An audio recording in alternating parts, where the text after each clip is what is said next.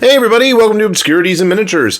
We're back with some more goodies we printed up from the Dragon Trapper's Lodge as we continue to expand the Children of the Flame, the dragon and dragon adjacent or related army of weird, warish, steampunky, quasi-feudalistic just assortment of all kinds of fun, scaly craziness.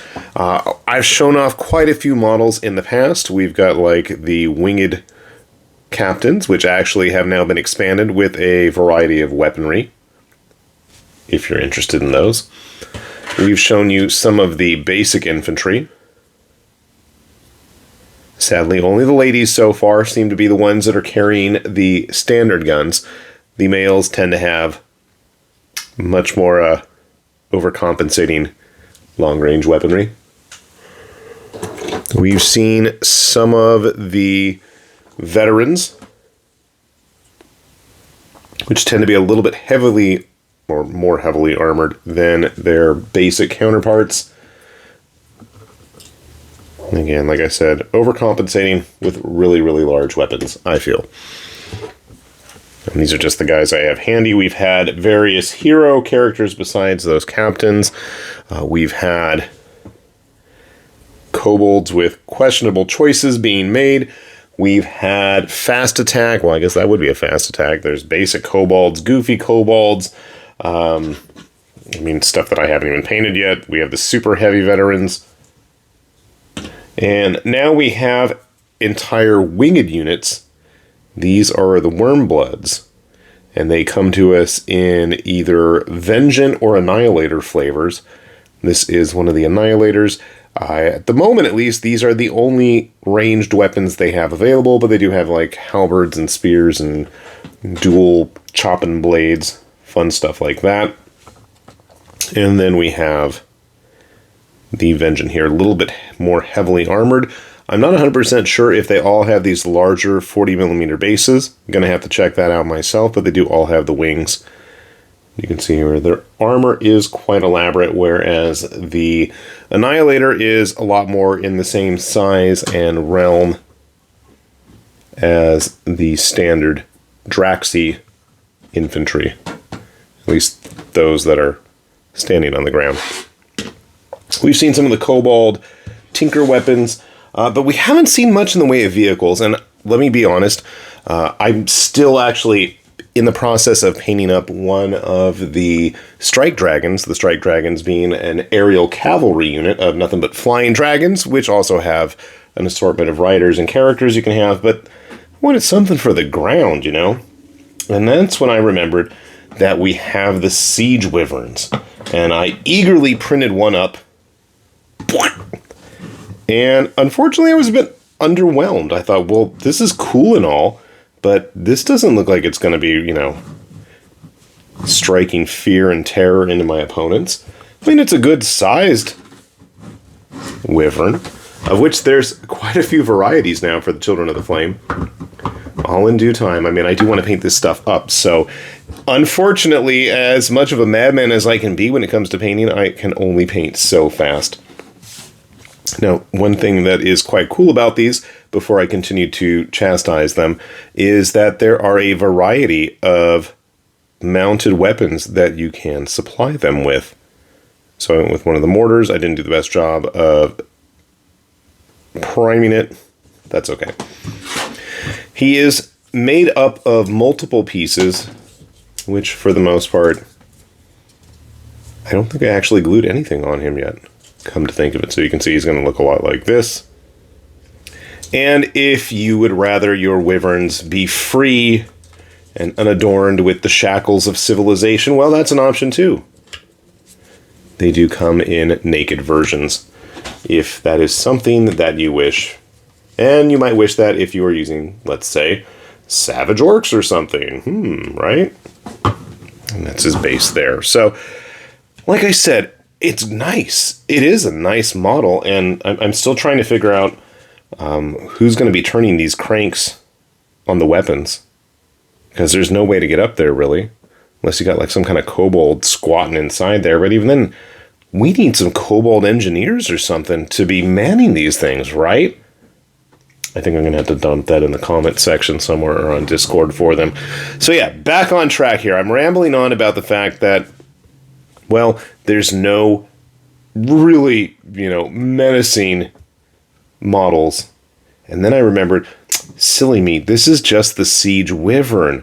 What I really wanted was a Siege Wyvern Behemoth. So, we'll set him to the side for a moment so we can get the big boy. That doesn't even fit on the camera. So, here's a staircase, because how else are you going to get on there? Why does he have a staircase? Because he is carrying an entire bunker on his back. And yes, those are cannons right there. He's got these big, nice armored slabs that are going to cover his wings. And let's get a nice, better look at him as we zoom out and we see the army following behind him here. So yeah, this is a big, massive model that was a ton of pieces. It's not fully glued yet. And you'll notice he doesn't have a base because, well, I can stick my finger underneath his rear left leg, and I don't think that's supposed to be the case. I just haven't gotten around to printing the base for whatever reason, and I'm not going to, knock on Dragon Trapper's Lodge, because I have this issue with just about everybody who does a multi-part base. They never want to fit back together. I mean, you can see where they're cut, and I don't know if it's just, the give and take from the variety of factors that can affect the resin, but for whatever reason, they never want to fit together. I've had one model with a multi-part base that really got it right, and that was a Bestiarium one lately. And what they actually did was, rather than have everything cut flat, they had everything keyed at an angle, so it just slid together, and it was like, oh my god, what a revelation. So if you guys haven't had a chance, I would suggest maybe we should borrow some ideas from Bestiarium. It worked so much better, especially with those multi-part pieced bases. So anyway, I probably will get around to getting him a base just to match everything else. But you can see here, he is not glued. Also gives us a better view of the bunker. And they have these nice, massive, long-range cannons that they're packing on top. So, get you a close look. I love the texturing on the armor. It's all scratched, dented. There's puncture marks all over the place on it. You've got like the eye slits here. And just like our little juvenile one here, our big boy also comes in completely unarmored variants as well. Now, I did have some issue getting all of the parts to want to cooperate, and as you can see here, the head is absolutely giving me a stubborn time for the moment. We'll just set it down right there for the now. I tried filming a video on this guy earlier, and it just did not cooperate and fell completely apart on me. So I actually have glued most of it together at this point.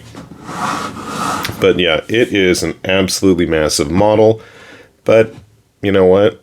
It's not all that surprising considering the guy is behind it at this point. So it makes a great centerpiece, obviously, with the head attached. Maybe we can just stick something underneath that. Here. Make yourself useful, Mora.